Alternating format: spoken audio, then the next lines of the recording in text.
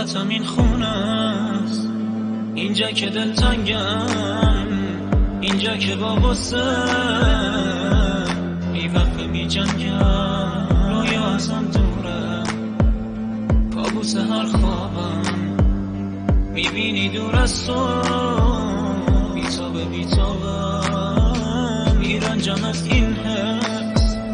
دلگرم تو بودن وقتی که چشمانم یادت نمیمونم. میبوسم عکست رو، خندیدی اما سر تقدیر ما اما کار خودش رو کرد. نفهمیدم نفر سوم از کجا پیدا شد و یه بیمرام از تو سا.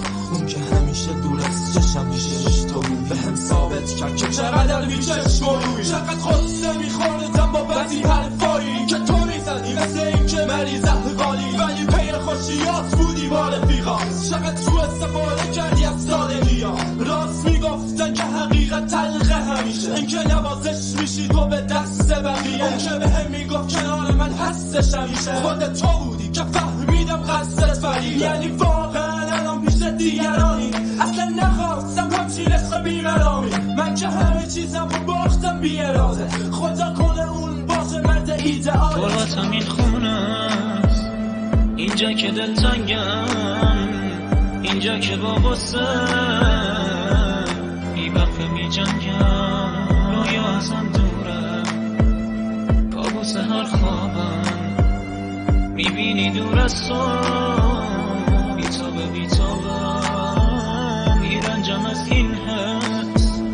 دلگرم تو بودم وقتی که چشمانم یادت نمیمونم. میبوسم عکست رو، خندیدی اما سر تقدیر ما اما کار خودش رو کرد. غربتم این خونه است، اینجا که دلگیرم، اینجا که هر لحظه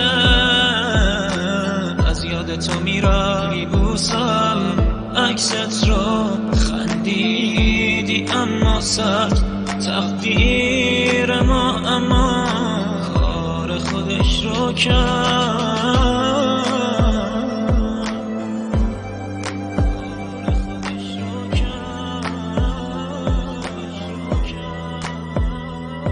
هیچ وقت نفهمیدی که یه نفر یادت همیشه، اون که باشی یا نباشی واسش خاطرت عزیز. نتونست قلب تو ببینه دلش نیوم، بعدی کنه خوبیاشم به چشم.